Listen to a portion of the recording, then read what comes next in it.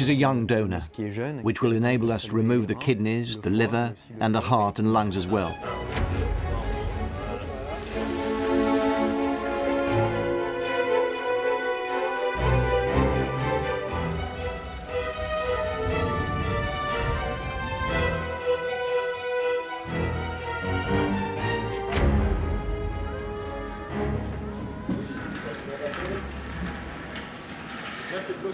This is the operating theatre. The nephrologists or kidney specialists are most aware of the shortages. They have the list. We're aware of it. You just have to look at the figures. In any case, for the kidney, which is the organ I know best, we have more patients every year on the waiting list for a transplant than we have operated patients. It's true that if the supply increased exponentially, we wouldn't be able to transplant everyone. It's obvious. You have a shortage of organs, there's going to be a market, one way or another. In the United States, when we talk about markets, we're talking about global capitalism.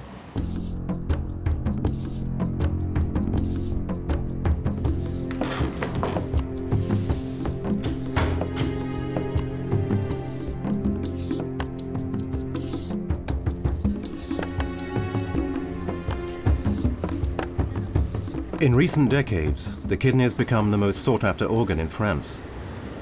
In 2008, 3,500 people were transplanted, but this wasn't enough. The same year, 14,000 people were on a waiting list. Even worse, 225 patients died before they could be operated on. With increases in diabetes and high blood pressure, this figure should be multiplied by 3 in the next 10 years.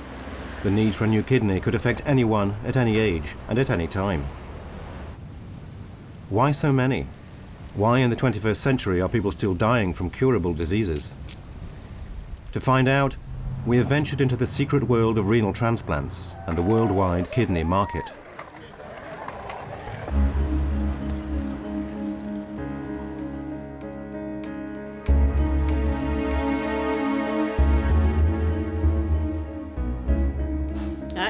The driver's here, so let's go. Le chauffeur.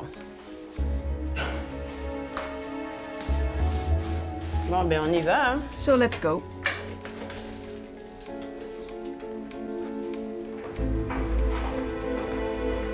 At the age of 52, Jocelyne is beginning her 10th year on a waiting list.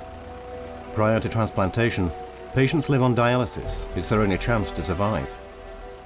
An unpleasant and trying process that Jocelyne always dreads a little. So it's 6 o'clock in the morning, and I go for dialysis 3 times a week, Monday, Wednesday, and Friday. It's true that it's a troublesome life. After dialysis, I can't really do very much. I have a headache, I don't feel well, I come home and I eat and I sleep.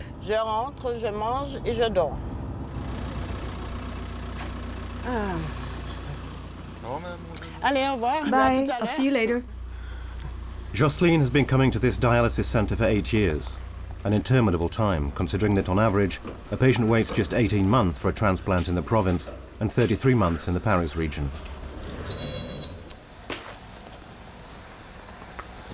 This is my machine. That's the artificial kidney. The tubes.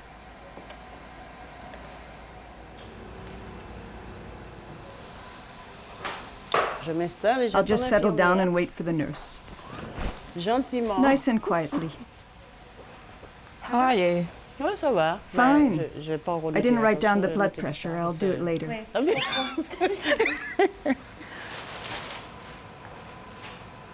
In the evening, I can't sleep without my landline and my mobile phone next to me. It's true that every time the phone rings, I get a little fluttered. Only yesterday the phone rang and I said to Mimi, Mimi's my daughter, there, that's my transplant. I say that as a joke, but it could happen from one day to the next, maybe later today or maybe in the year.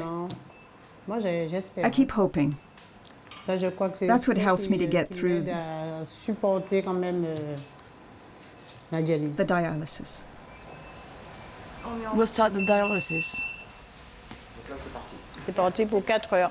Right, so we're off for 4 hours. And it goes by so slowly. 1 hour, 2 hours, okay, but after 3 or 4 hours, you really start to get fed up. I'm the longest serving here. Everyone who came after me has been transplanted. And I'm here, waiting and waiting. I'm the center's oldest patient. I've been called 5 times for a graft, but I have too many antibodies. If they do a transplant, I might well reject it. A compatible kidney therefore has to be found, an indispensable condition for a transplant. It's a situation that's of increasing concern for her son, Rodrigue. From one year to the next, Jocelyne is clearly getting weaker. Okay. See you later. Before dialysis, she had a life. She was a lively woman, a fighter, a hard worker. She showed me lots of things. With the dialysis today, I see a different woman, a woman weakened by the dialysis. We can't work anymore. It's like a prison without walls, because you can't do anything. We absolutely have to find a kidney. It's become vital. We can decide to go and look elsewhere. If they don't find one here, I've been waiting for 9 years. 9 years, you know, it's not just 2 days. Under the present system, the black market develops because there are people waiting 5 or 6 years, and they say, look, I don't want to wait 5 or 6 years. I may not be around in 5 or 6 years. I want my organ now, and so they go to the black market, either in the United States where the black market isn't so extensive, or in other countries where it's more extensive.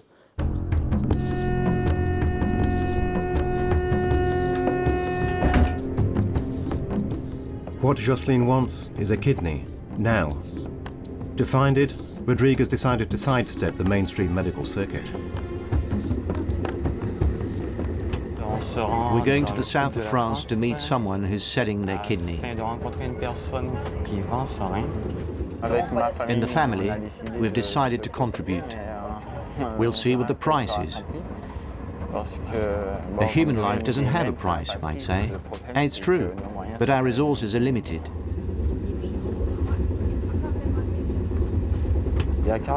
You just have to look on the net. There's a huge list of demands, of people selling their kidneys. It's quite astounding.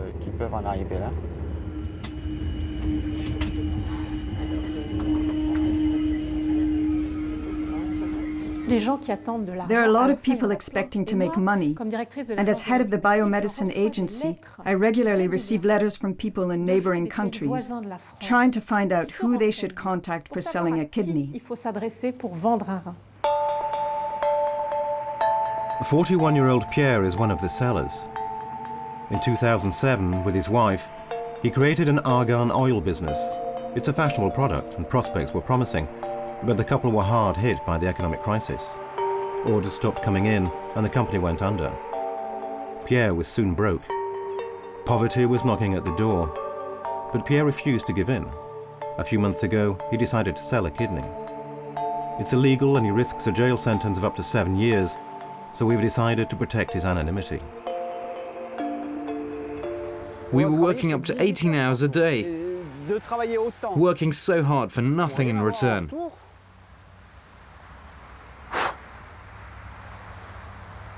Pierre is selling a kidney for 100,000 euros, enough to get back on his feet. 10,000 euros will go into the new business we want to set up, and 90,000 will be put aside. Even if something serious happens to me, I know my wife and son will be able to benefit from that money. It's really a new beginning.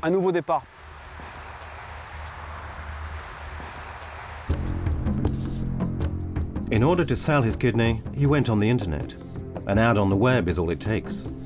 This is what it said. Caucasian male, 41, blood type O negative. The ad was also translated into English and Russian. Posting an ad may be quite simple, but keeping it online is often more complicated.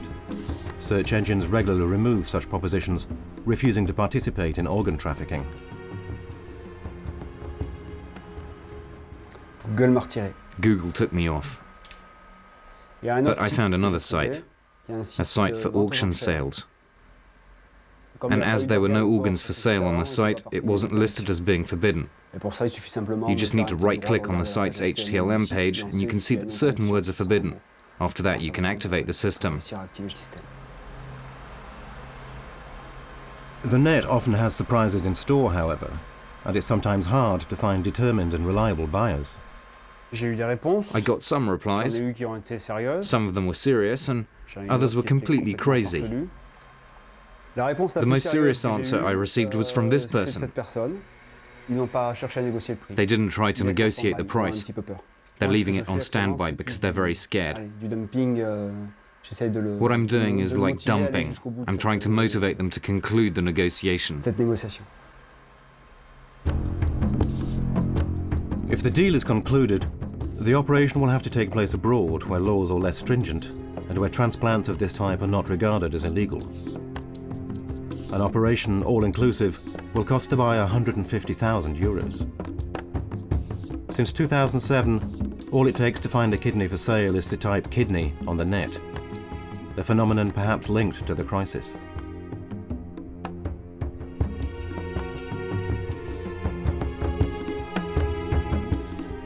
To entice potential customers, it's important to stress the product's selling points. The age, the state of health, a hygienic lifestyle, the rhesus factor, and the mobile phone number are all key issues. It was Pierre's rhesus factor that caught Rodrigue's attention. It's compatible with his mother's. Pleased to meet you. Likewise. Merci. We're just going to have a coffee. Please sit down. Merci.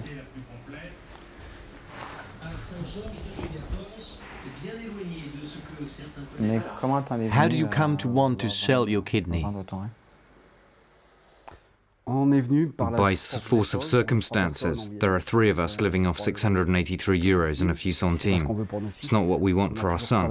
We've always worked, we've been a hard-working family. We've had a failure, it happens to everyone. What's important is to bounce back.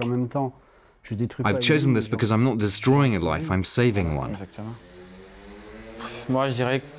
I'd say that in terms of ethics and morals, what I'm doing is not right.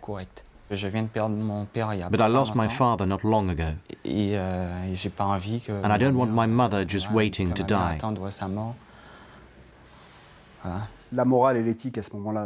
Morals and ethics after a while mean nothing. It's life that comes first. The only moral is life. Everyone has a right to live.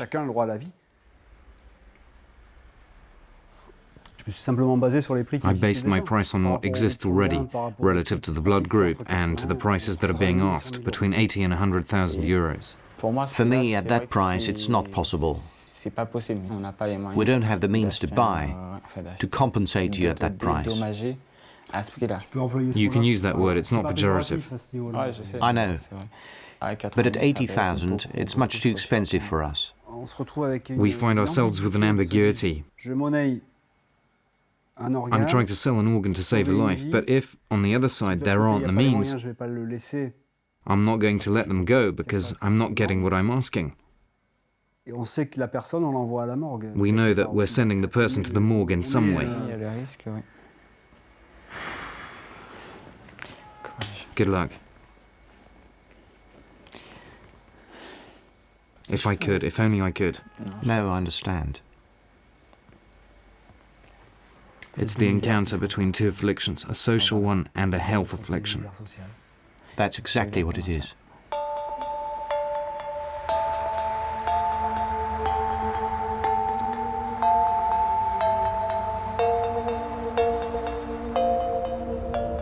Despite the compassion that unites the 2 men, they won't do business together. Pierre's kidney is too expensive for Rodrigue. Back in France, Jocelyne and her son review the situation. If I could afford to buy this kidney, which unfortunately is much too expensive, I could make a man and his family happy. We don't have an enormous budget, 20,000 euros. We hope to find a kidney at that price.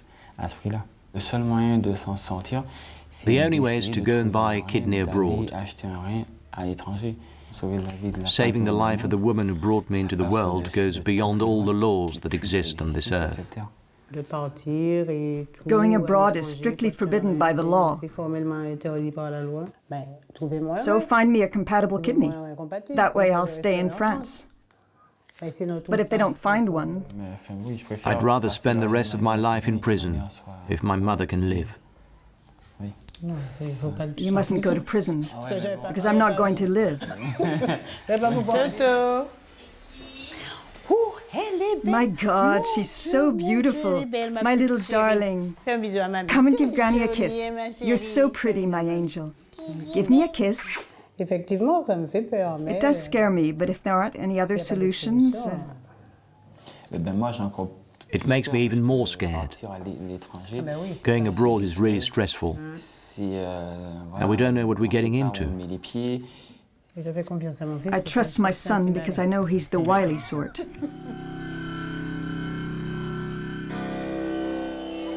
To find the right country, Rodrigue has plenty of choice.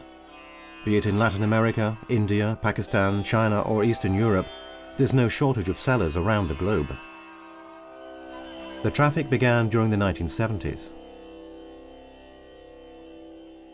In India, that was ground zero for the kidney market. And from there, then there's been many, many circuits. So it's essentially the poorer world, the once colonized world, that is being recolonized, the kidneys rather than the people. When it's international, it's mainly trafficking. There's mainly an intermediary who's going and finding somebody and bringing people together. The first intermediaries and the first buyers were to be found in the United States. In the US, there are 84,000 patients waiting for a kidney, and 19 die every single day. Demand is extremely high.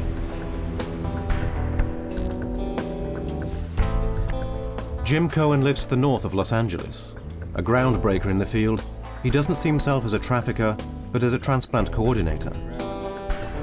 In the past 20 years, he's found kidneys for hundreds of desperate customers.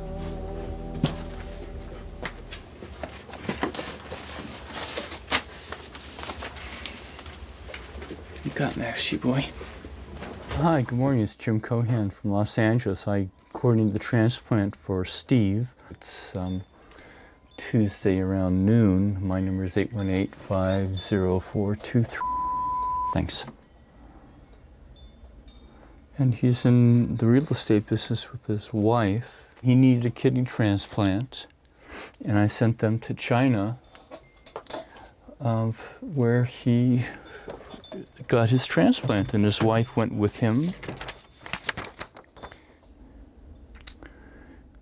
The operation cost a total of 85,000 euros. Most of that money goes for the airlines and the doctors and the hospital and all the people involved. The money that I get from that is so small, 6,000 to 7,000. Hey, baby boy.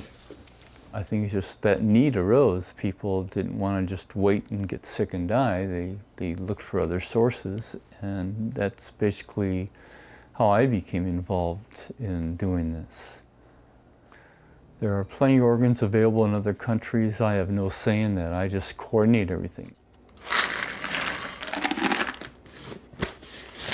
You would think that because there are more people in the world and more people dying and more business being transacted, that the field would be expanding, but I don't see that at all. It's just becoming much more restrictive. It's becoming more difficult to find, excuse me, countries that will allow foreigners to come into the country and get transplants.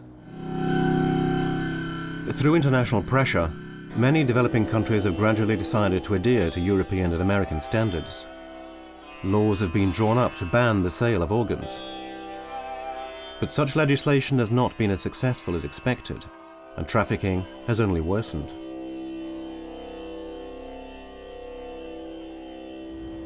It's like the opening of Pandora's box. You can't close it again. People have already begun to imagine that this is normal. According to the World Health Organization, between 10 and 15% of all kidney transplants are illegal. India is one of the black market's principal destinations.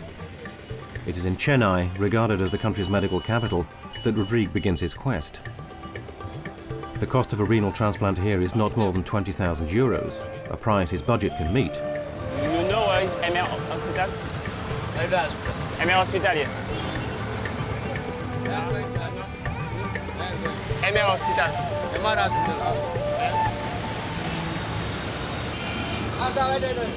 No, no, it's not possible. What? No, you have to get out. Get out. No, it's not possible. Get out. Good morning, mister. I'm going to 21 Cariapa Street.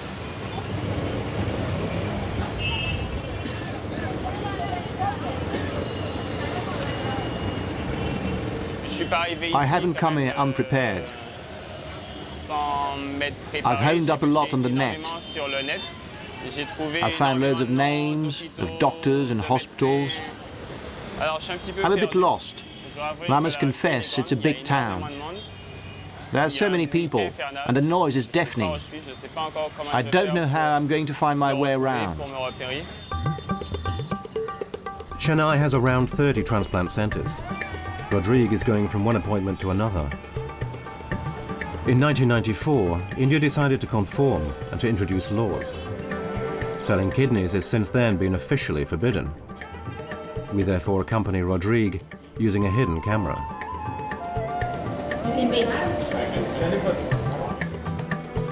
This will become a very familiar phrase. Okay, 6 o'clock.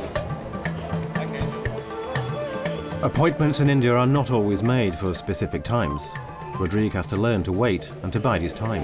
Please sit there, sir. I will call you. We have so many patients to see. Working only, all are meeting. In 24 hours, his initial contacts have produced nothing, and he hasn't met a single doctor. Lost and tired, that evening he decides to tackle new leads.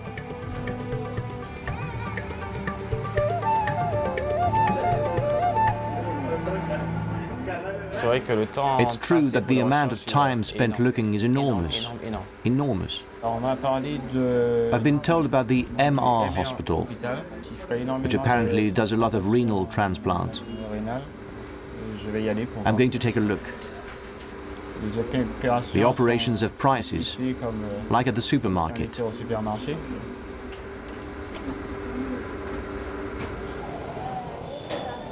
The MR hospital in Chennai has been regarded as something of an institution in kidney transplants for 20 years. Since the 1994 law was introduced, it's been suspected of carrying out numerous illegal operations. The doctors here are cautious, and the initial answers are only too clear. Actually, for foreign patients, we don't do any surgery because, government of India has banned. I know that your problem is getting a donor, am I right? Yes.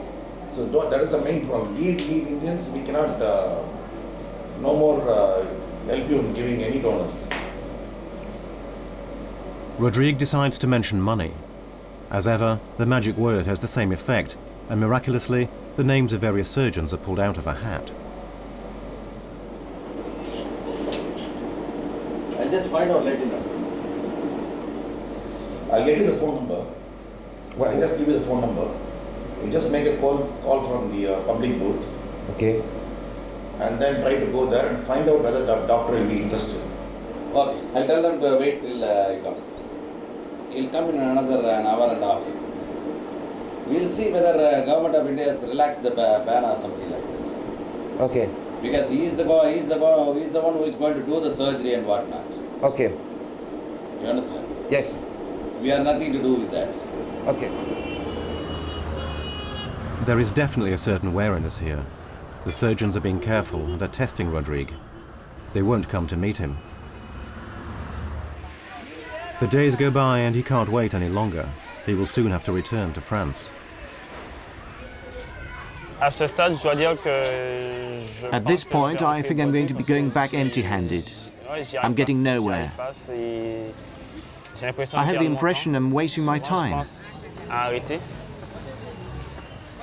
I often think about giving up. But then I think, 12,000 kilometers away, my mother is relying on me. I don't know how I could go home and tell her I haven't been able to find her kidney.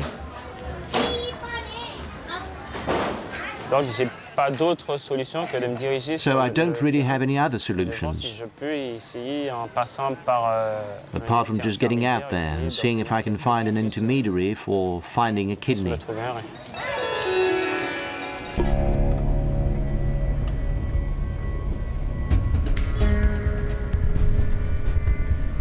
Rodrigue knows he's going to have to step into the shadowy world of the black market.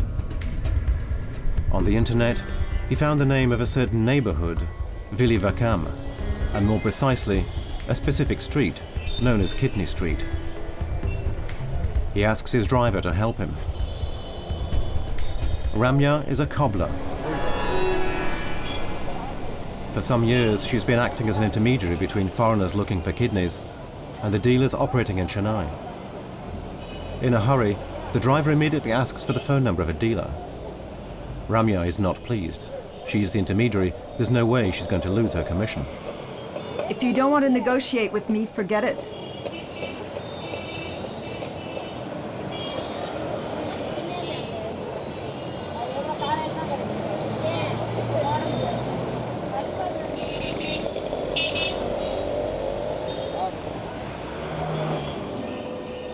Rodrigue and his driver confer. The driver decides to go back and see Ramya. On his return, he tells Rodrigue that she has agreed to help them. To meet the ladies, and after the ladies told me and meet the person. Okay, so the lady told you the address? Yeah, address and meet the address. And we meet the person? Yeah. And it's O positive? Yeah, O positive. There are thousands of networks like Ramya's around the planet. Is the demand such that the supply is increasing to meet it? What can be done to stop the traffic? For some, the answer is quite simply to legalize and control the kidney market, a solution adopted by Iran for many years. So by legalizing it, you then can have the state step in to regulate what takes place. So the idea is not to imagine this type of transfer happening at a back alley clinic in the middle of nowhere. It's very dangerous. But instead happening at a major hospital. There'll always be competition from this black market. And the question is, can we then live with a regulated market and then a black market? The regulated market is not going to wipe out the black market. The notion of legalization raises a valid question. Should we envisage in future the marketing of the human body, the common trading of spare parts? In the US, this has already been considered. We've estimated that for kidneys in the United States, that the price would be around $15,000. Now that's an estimate because, there's no evidence, direct evidence on it. So we had to estimate it indirectly using economic principles. Eventually you reach a price, let's say for a particular type of kidney, where the amount of kidneys being offered would just equal the demand. And that would be what we call in economics the equilibrium price.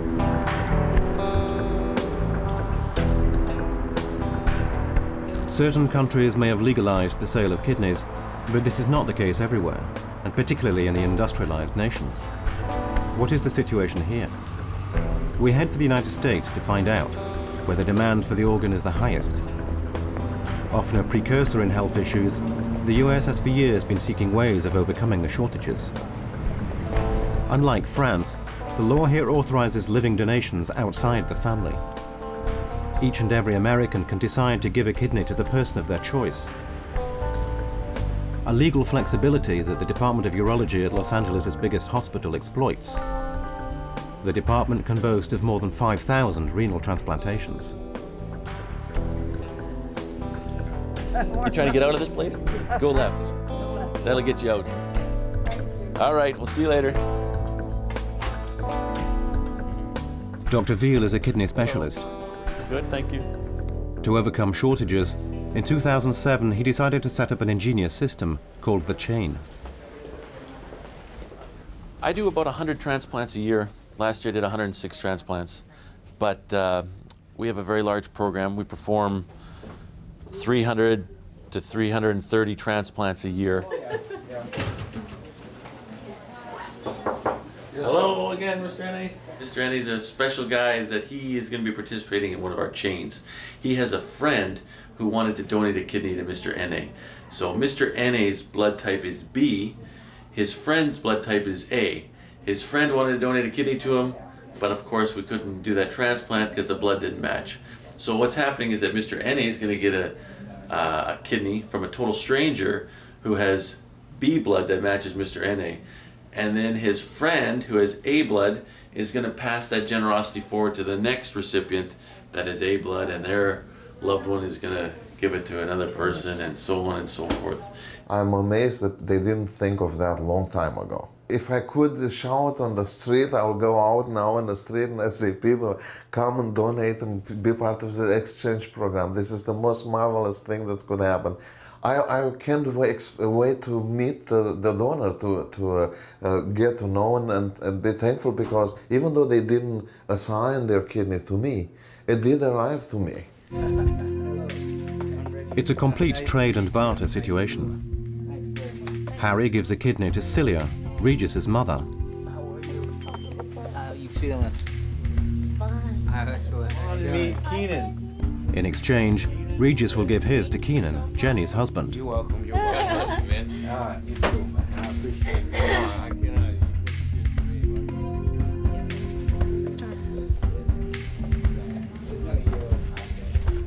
And Jenny will give a kidney to Sonia. This is Jeannie Chung. She's your donor. Nice to meet you. And so on, until the whole thing comes full circle. How are you feeling? Up until today, 200 people have taken part in the chain. The United States has between 40 and 50% of living donors, whereas France barely attains 4 to 6%.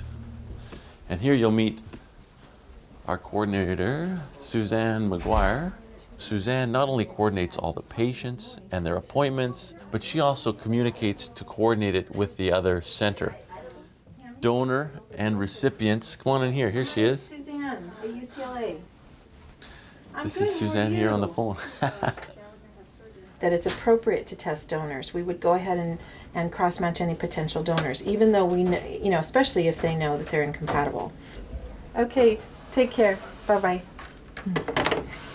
That's one of the transplant centers we work with in the exchanges. When you work with living donor chains, the logistics of it are fairly complex. For example, we have a chain right now that involves 5 different transplant centers and 7 transplants taking place. One kidney is being shipped from the East Coast to the West Coast, and the other from the West Coast to the East Coast on the same day. For Suzanne, the complexity of the chain is only one issue. There may also be a certain abuse of the system. We have seen an increase in the number of questionable relationships. Sometimes we have donors approach us whose stories are inconsistent with regard to their motivation for donation. In other words, Suzanne suspects that money may be changing hands. Apparent solidarity is not always what it appears to be. It is this risk of financial incentives that worries the French, a concern that for Professor Danovich, the head of the Department of Urology, is totally unjustified. I will not be part of transplantation that involves covert payments and organ vending and marketing. I will not be part of that. But there are ways in which you can protect yourself from that process. It involves careful psychological evaluation of donors with psychiatrists and social workers and common sense. I do believe that unrelated donation can be done in sophisticated, developed countries where there is a high degree of public trust.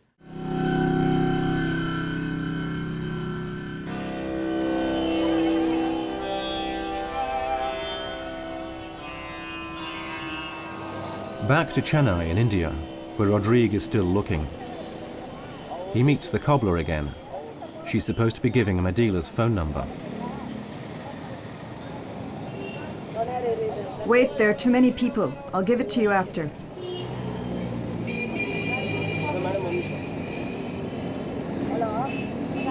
Hello, it's me. I told you about this customer yesterday.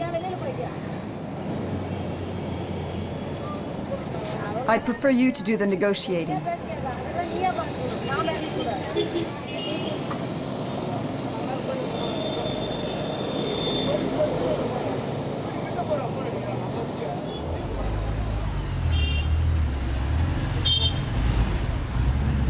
With an address in hand, Rodrigue sets off for a poorer part of town, where his meeting will take place.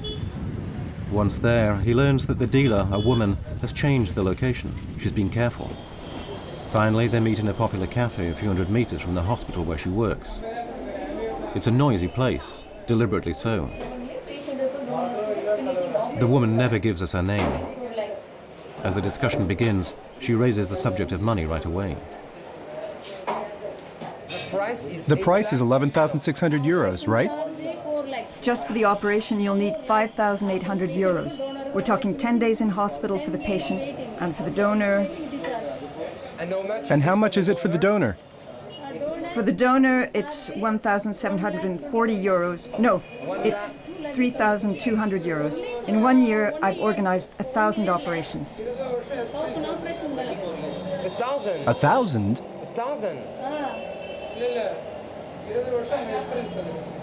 She has 20 years' experience.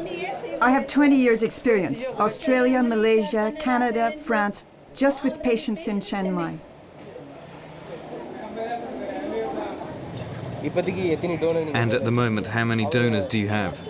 One. I just want to know. One's enough, isn't it? She has many, but the primary point right now is... I have several blood groups. A positive, O positive, B positive. There's all sorts. Don't worry. Okay, I'll call you. An almost obligatory go-between in the process, the woman claims a total of 4,000 customers. No official data exists concerning the number of illegal transplants in India, but NGOs have put forward the figure of several tens of thousands in the past 20 years. 700 million people live here with less than 30 euros a month. On average, the Indians receive almost 500 euros for a kidney. Sales therefore provide handsome margins.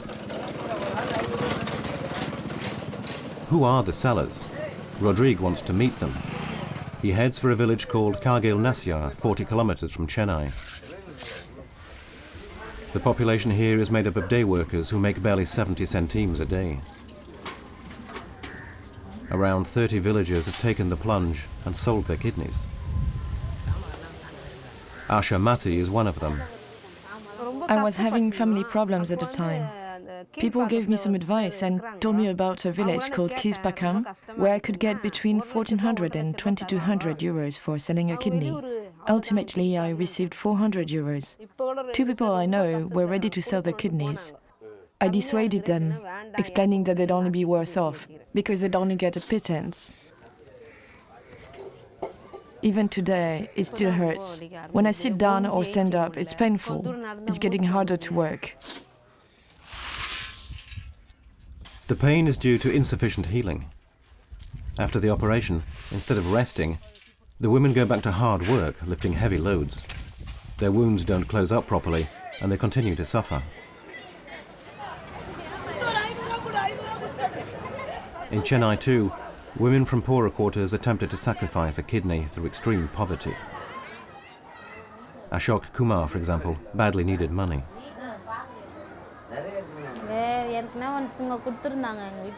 Near my house, there was an old cellar. And when I told her about my financial problems, she took me to see the dealer. It's a woman, and she's always near the hospital. I don't know her name, but she's always close to the Apollo hospital. The dealer comes in the morning and stays until 2 or 3 o'clock. The reason? It's in the morning that the people asking for kidneys arrive. We're given a blood test, and if it corresponds to the buyer's blood group, the donor and the buyer are sent to the hospital. It gets worse every day. The pain increases. I have digestive problems, my stomach swells up, it's hard. All the sellers are in exactly the same condition as me. They're all in pain, and they all regret having sold their kidneys.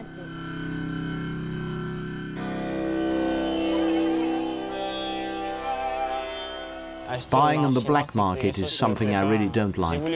I wanted to do it to show that it's possible to buy a kidney. It's the other side of the fence. When you come here and go to the hospital, where they have these package offers, you don't see this kind of thing. We have no idea of what's happening behind the scenes. There are two sides to the traffic. On one hand, the seller from a developing country, and on the other, the buyer from an industrialized country. It's not a balanced equation. The ultimate losers are the sellers who have parts cut from their bodies for just a few euros. Prices are not high. Here are some examples. In South Africa, a seller may get 470 euros. In Pakistan, 700. Moldavia, 1800. Iraq, 2000. In Vietnam, 2600. In Colombia, 6000. They're bioavailable. They're biodisposables. They're supplementary material to serve others, and that's really how they are viewed. They're medical material. Nobody gets out of a slum with $6,000. If that's the problem that we're worried about, that's a solvable problem. One simply regulates a minimum payment to compensate the donor or the donor's family. You can't sell 2 kidneys, you can only sell 1. It's not a work that leads to any other work.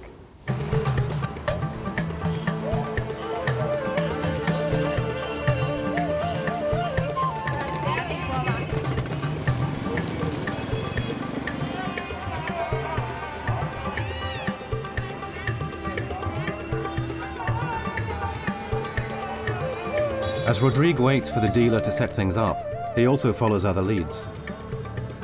He has an appointment with Dr. Palani Ravichandran, a kidney specialist arrested in 2007 for having performed more than 1,000 illegal transplants.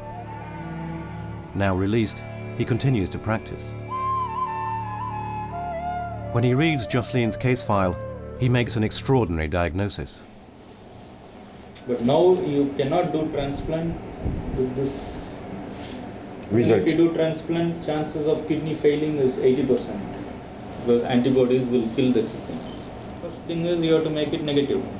Okay. So you have to give an injection, remove the antibodies. Once she is desensitized, automatically she is fit for transplant. So the chances are 95 to 100% it will work. And this technique is sure. Within 1 month you can make it negative. 1 month? There is 10 years she wait. No, that is for kidney transplant. Yes. With this positive, you wait 20 years, you cannot do transplant. Rodrigue is dumbstruck by the news. He doesn't understand. Why did the French doctors not reveal his mother's real condition? It's insane. She's lost 10 years of her life because she didn't have the information. Because she wasn't told in France. It's a scandal. It's shameful. To be honest, I'm utterly bewildered. If the information is true, then that gives me new hope. But I'll wait. I don't want to raise false hopes with my mother, because I know it's going to be dramatic for her. Love you, Mum. See you soon.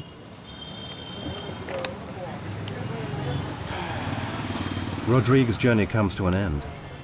In a few hours, the young Frenchman will be home with his mother and can tell her the news about her real condition. The trip to India has not been in vain.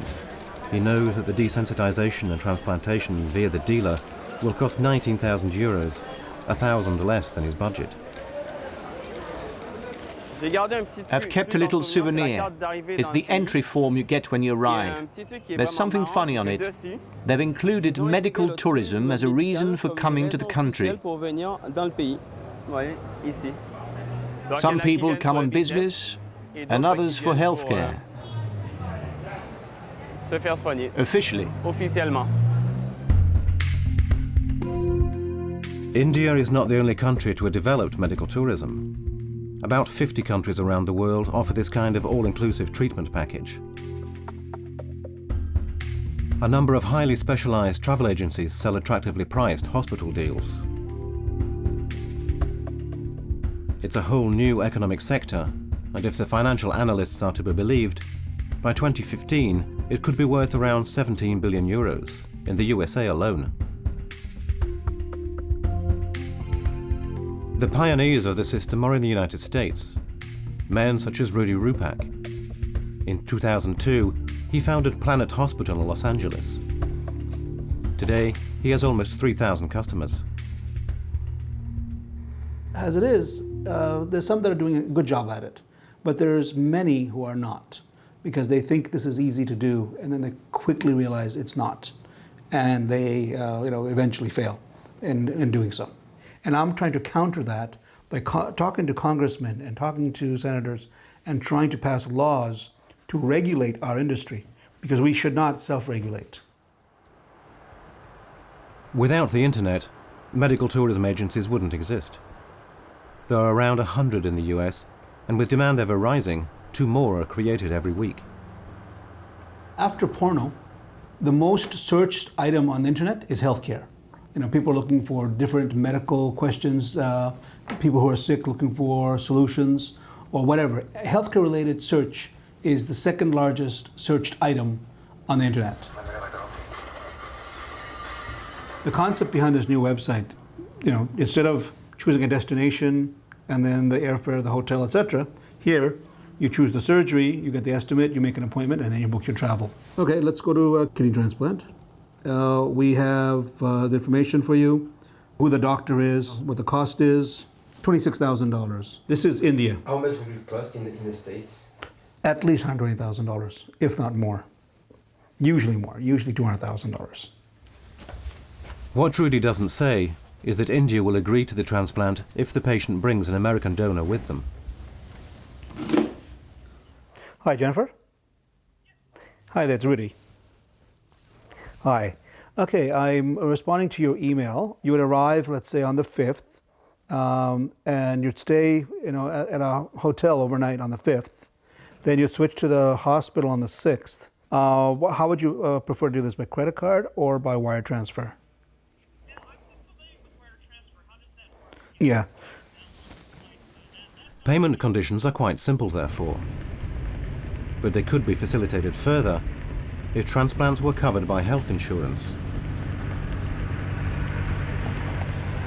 Since 2008, the American insurance companies have been increasingly interested in medical tourism.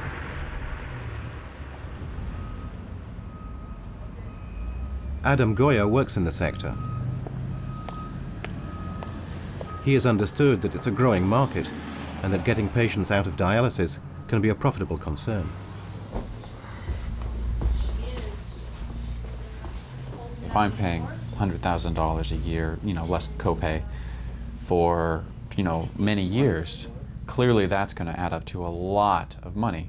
So it's in my best interest to go ahead and ensure that this person gets a kidney somewhere else, if that's an opportunity and if it's an ethical opportunity, which is why we're seeing business-funded health programs or self-funded programs starting to rise up, where the businesses themselves, they self-insure themselves and then go ahead and send people overseas and that sort of thing. The employee gets the new kidney, the business keeps their costs low, and they have a healthier employee, which means they get more value for their company. So we're really in a time of transition now. It's going to be interesting to see how this turns out.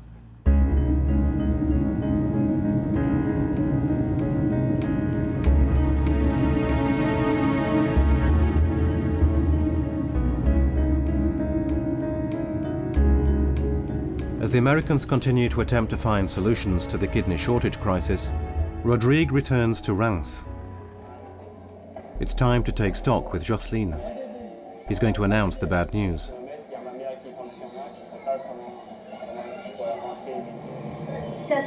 You talk to her, she'll give you directions.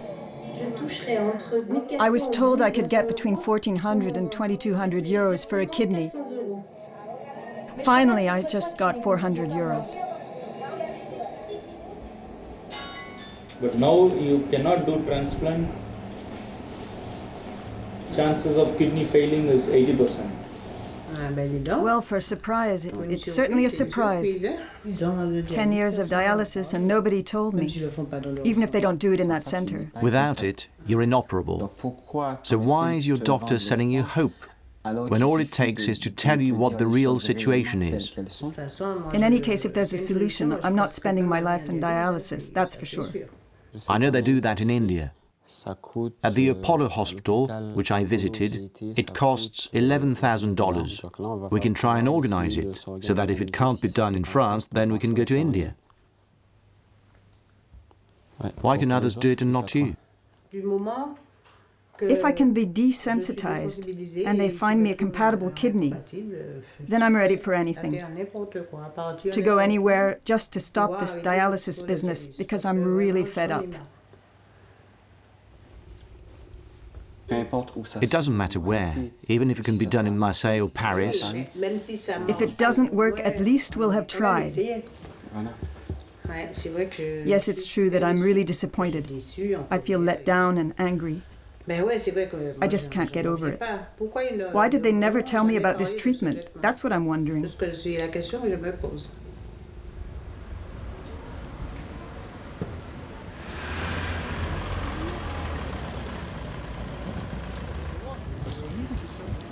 We went to ask this very question at the St. Louis Hospital in Paris.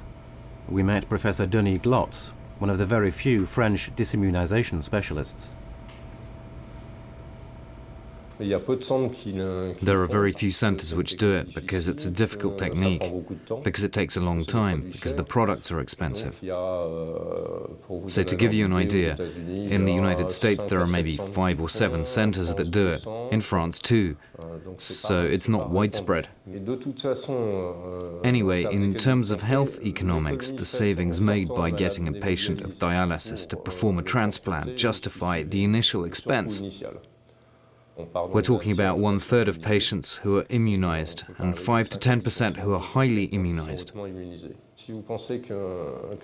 If you consider that a year in dialysis costs 30,000 euros, it's an investment of 1 or 2 years dialysis. In medicine too, everything comes down to money. Will Jocelyne be entitled to a disimmunization in France? It's far from certain. As she waits, she's still in dialysis. As for Rodrigue, he doesn't really want to turn to the black market. They still don't know if they will go to India. Pierre hasn't sold his kidney yet, or found work. And meanwhile, the traffic goes on.